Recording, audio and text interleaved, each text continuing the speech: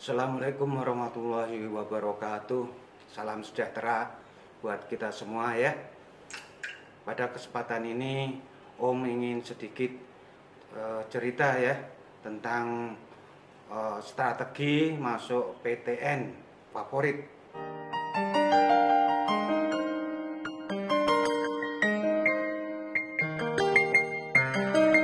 Ada kecenderungan anak-anak yang sekolah di SMA swasta, baik yang internasional maupun yang favorit, yang unggulan. Banyak kan sekarang SMA swasta yang unggulan setelah sistem zonasi diterapkan di sekolah SMA negeri ini. Kemudian muncullah SMA swasta yang berkualitas bagus sekarang, karena mereka unggul di disiplin, unggul di bahasa Inggrisnya.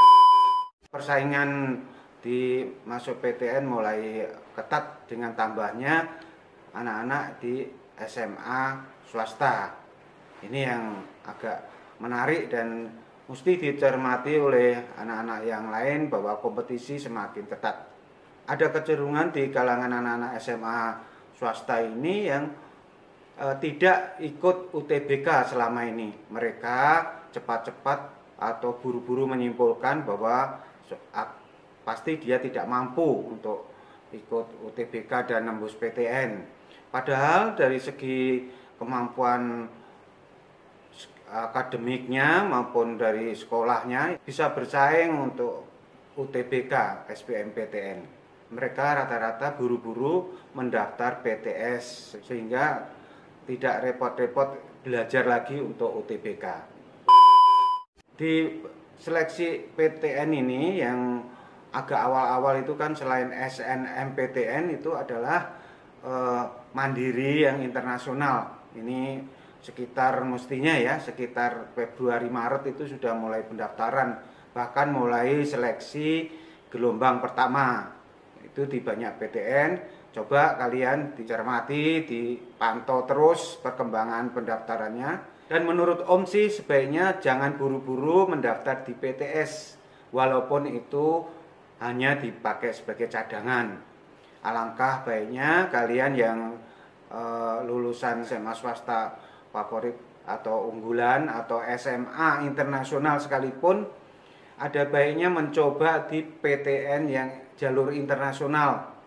Dari segi kualitas tentu mereka lebih bagus, apa UGM, Undip, UI internasionalnya juga lebih bagus dibanding swasta ya. Kemudian juga seleksinya relatif lebih longgar dibanding SBMPTN, karena yang berani mendaftar di internasional itu yang Inggrisnya kuat dan ekonomi orang tuanya juga kuat. Artinya persaingannya menjadi lebih longgar dibanding SBMPTN, bahkan jalur mandiri sekalipun, terutama jalur mandiri yang setelah SBMPTN itu ya, persaingannya juga masih ketat dan tetap sama pakai uang juga. Apalagi kalian yang selama ini sekolah di SMA swasta unggulan yang tahun lalu capaian UTBK-nya tinggi. Banyak kan SMA swasta yang bersaing dengan SMA negeri, UTBK-nya tinggi. Di Banten aja ada 3 ya, yang semua ngumpul di Tangerang itu sangat berpeluang masuk ke internasional, bahkan ke SBMPTN atau mandirinya. Menurut LTMPT, hasil UTBK tahun lalu itu direkomendasikan kepada para rektor PTN di seluruh Indonesia. Jadi sekolah kalian yang unggulan itu diperhitungkan sekarang di PTN oleh para rektor itu. Artinya peluangnya menjadi tinggi. Kenapa Om sarankan kalian ya mendaftar, mencoba jalur mandirinya internasional PTN favorit itu? Karena itu ada beberapa gelombang ya, bahkan UGM 2 tahun yang lalu itu 3 gelombang, yang kemarin itu gelombang 2 dan 3 digabung jadi 1, yang Undip juga begitu 2 gelombang kemarin ya. Ada yang sebelum corona itu tesnya langsung ke kampusnya, tapi setelah corona tesnya online di rumah ya, 2 kali tes 2 hari maksud Om, yaitu yang pertama tes tertulisnya, kemudian hari kedua itu wawancara dan diskusi kelompok, tentunya dengan bahasa Inggris. Pentingnya kalian daftar di internasional dan ikut seleksi internasional di PTN favorit itu akan menjadi pertimbangan nanti kalau misalnya kalian gagal di UTBK SBMPTN, maksud Om gagal di SBMPTN dan harus ikut mandiri. Mandiri di era corona ini kan banyak memakai nilai rapot dan UTBK. Dan yang menjadi bahan pertimbangan adalah ini kenyataannya dijadikan pertimbangan apakah kalian juga ikut tes internasional. Misalnya kalian ikut yang internasional sampai 2 gelombang atau 3 gelombang, walaupun itu kalian gagal dan tidak diterima di PTN yang bersangkutan, itu kalau kalian mandirinya nanti daftar di situ, diminta itu riwayat kalian ikut mandirinya internasional itu, dan nampaknya itu dijadikan bahan pertimbangan. Ini terbukti dengan tahun lalu ya di SMA favorit di Jakarta yang selama ini jarang diterima di PTN itu, misalnya di UGM nih, Om langsung aja ngomong ya. Tapi tahun kemarin banyak sekali yang diterima di UGM. Di antaranya mereka yang sudah pernah ikut internasional sampai gelombang kedua atau daftar di gelombang 3, itu selain nilai rapot itu juga dipertimbangkan. Jadi penting kan. Kemudian soal biaya ya. Soal biaya yang di internasional UGM kalau kalian bandingkan dengan di swasta, kalau toh nanti harus hilang nih misalnya ya, itu masih lebih murah di internasionalnya UGM sekalipun.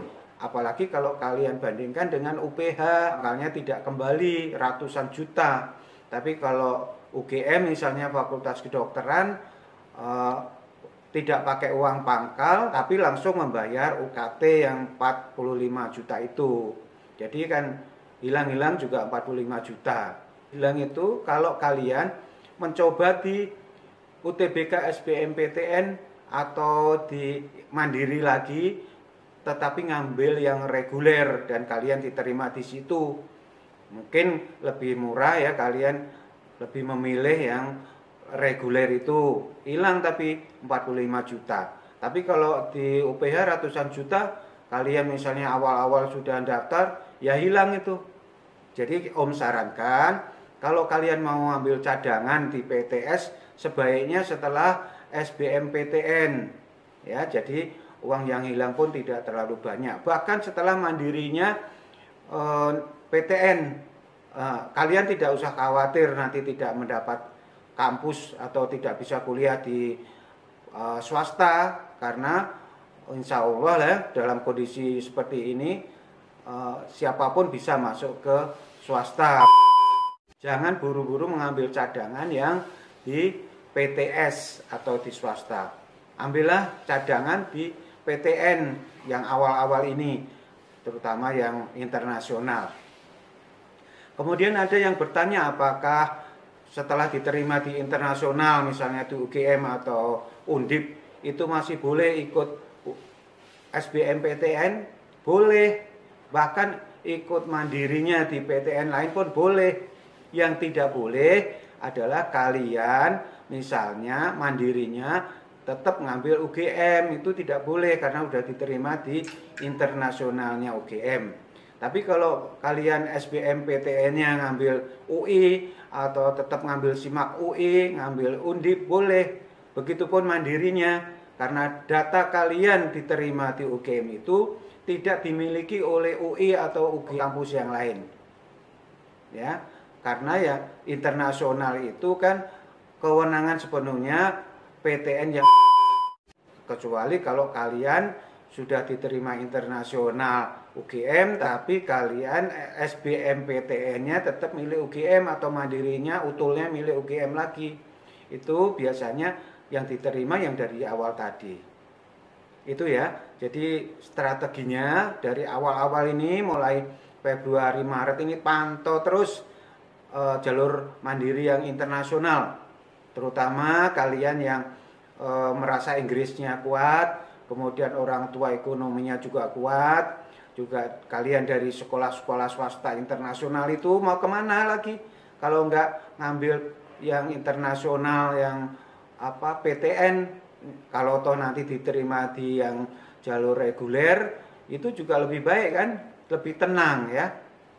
Demikian ya, semoga bermanfaat. Terima kasih, semangat terus ya. Wassalamualaikum warahmatullahi wabarakatuh.